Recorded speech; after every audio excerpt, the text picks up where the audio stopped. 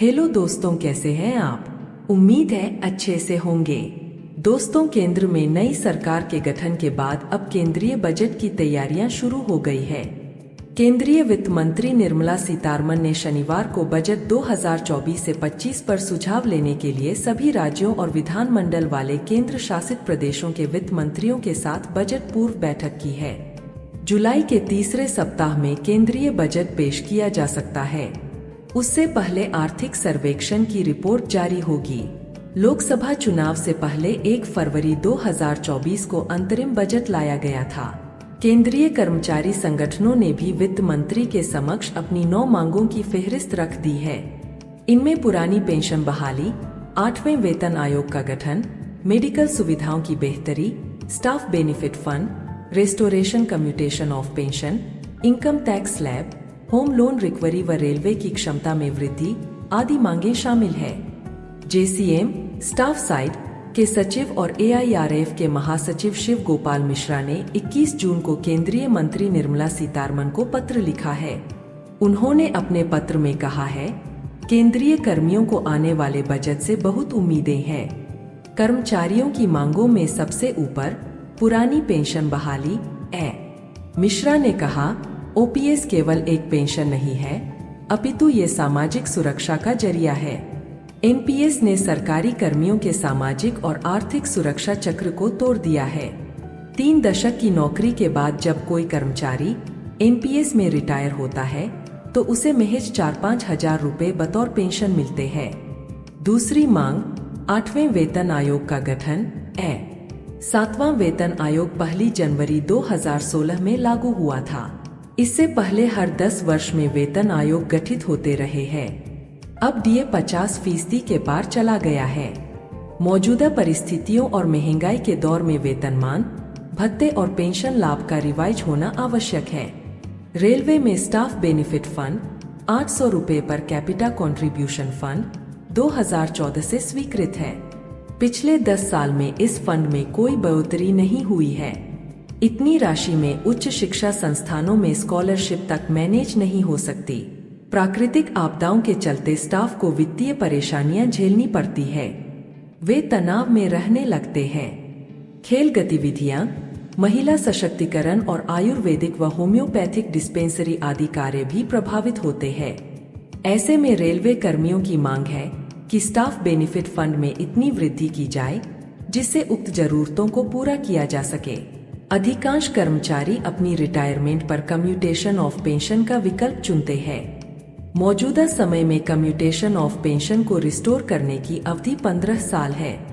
वर्तमान समय की परिस्थितियों के अनुसार इस अवधि को घटाकर 12 वर्ष किया जाना चाहिए।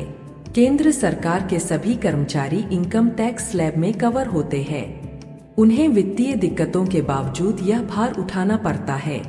केंद्रीय बजट में कर्मचारियों को राहत प्रदान करने के मकसद से इनकम टैक्स स्लैब को औचित्यपूर्ण बनाया जाए। नए टैक्स ढांचे में स्टैंडर्ड डिडक्शन, 88C के तहत डिडक्शन और अन्य छूट प्रदान कर कर्मियों को सेविंग के लिए प्रोत्साहित किया जाए। यह कदम सरकार के लिए भी लाभप्रद होता। इससे सरकार के बड़े इंफ्रास्ट्रक्चर प्लान को गति मिलेगी। रिटायरमेंट के बाद पेंशन पर भी टैक्स लगता है। बुढ़ापे में मेडिकल का खर्च इतना ज्यादा हो जाता है कि सारी पेंशन उसी पर खर्च हो जाती है। बढ़ते खर्च में कमाई का कोई जरिया नहीं होता। ऐसे में वित्त मंत्री से आग्रह है कि पेंशनर को आयकर के दायरे से बाहर रखा जाए। केंद्रीय कर्मियों के लिए मेडिकल सुविधाएं बढ़ाई जाएं। अभी रेलवे कर्मियों को आरईएलएचएस के तहत मेडिकल सुविधा मिलती है। बाकी केंद्रीय कर्मचारी सीजीएचएस के जरिए इलाज कराते हैं। यहाँ पर जब भी स्पेशल इलाज की जरूरत पड़ती है तो कर्मियों को एम्पेनल्ड अस्पतालों में रेफर कर दिया जाता है। वहाँ पर उन्हें भर्ती होने में परेशानियों का सामना करना पड़ता है। कहीं पर बेड ही नहीं मिलता। कर्मचारियों को एक अस्पताल से दूसरे अस्पताल में दौड़ना पड़ता है। ऐसे में सरकार से आग्रह है कि सरकारी अस्पतालों में स्पेशल ट्रीटमेंट की सुविधा प्रदान की जाए। इसके अलावा रेलवे की क्षमता में वृद्धि के लिए स्पेशल बजट जारी किया जाए। स्टेशनों की रिपेयर और अतिरिक्त लाइनों के लिए यह बजट जरूरी है।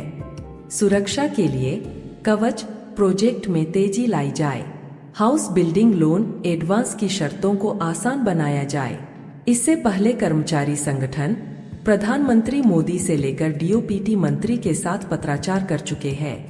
पुरानी पेंशन बहाली के लिए गठित national joint council of action (NJCA) के संयोजक, JCM स्टाफ साइट के सचिव और AIRF के महासचिव शिव गोपाल मिश्रा ने जून के पहले सप्ताह में कैबिनेट सेक्रेटरी एवं चेयरमैन नेशनल काउंसिल JCM को लिखे अपने पत्र में कई बातें कही थी। किस तरह से न्यूनतम वेतन 26,000 करने पर सरकार द्वारा कर्मचारियों से वादा खिलाफी की गई। मंत्रियों की कमेटी ने आश्वासन देकर हड़ताल वापस करा दी। बाद में कर्मियों को कमेटी की तरफ से जो भरोसा दिया गया था वह तोड़ दिया गया। अतीत के कई प्रसंगों की याद दिलाते हुए मिश्रा ने कैबिनेट सचिव से आग्रह किया है कि अविलंब 8वें वेतन आयोग का गठन किया जाए। National joint council of action (NJCA) के संयोजक मिश्रा ने कहा है, पुरानी पेंशन बहाली और केंद्रीय कर्मियों के दूसरे मुद्दों पर कोई भी अंतिम निर्णय लेने से पहले सरकार द्वारा कर्मचारी संगठनों से विचार विमर्श किया जाए। कर्मचारी केवल OPS बहाली चाहते हैं। मिश्रा ने अपने पत्र में लिखा, लगभग 10 लाख रिक्तियों के साथ केंद्र सरकार के कर्मचारियों की संख्या पिछले दशक से कम होती जा रही है। मौजूदा कर्मचारियों पर काम का भारी दबाव है। वर्ष 2020 से 21 के दौरान केंद्र सरकार के कर्मचारियों के वेतन और भत्ते का वास्तविक व्यय कुल राजस्व व्यय का केवल 7.29% है। पेंशन भोगियों के संबंध में पेंशन पर वास्तविक व्यय कुल राजस्व व्यय का लगभग 4% है। पूर्व के वेतन आयोग द्वारा यह सिफारिश भी की गई है कि मैट्रिक्स की 10 साल की लंबी अवधि की प्रतीक्षा किए बिना समय पर इसकी समीक्षा की जा सकती है। इसकी समीक्षा और संशोधन एक्रोइड फार्मूले के आधार पर किया जा सकता है। उम्मीद करता हूं कि यह जानकारी आपके काम की होगी। अगर जानकारी पसंद आई हो तो प्लीज वीडियो को लाइक और शेयर जरूर करें और अगर आप मेरे चैनल पर नए आए हैं तो मेरे चैनल को सब्सक्राइब जरूर करें और साथ में दिए गए बेल आइकन को भी जरूर प्रेस करें ताकि हमारे आने वाले हर एक वीडियो की नोटिफिकेशन आपको तुरंत मिल सके। धन्यवाद।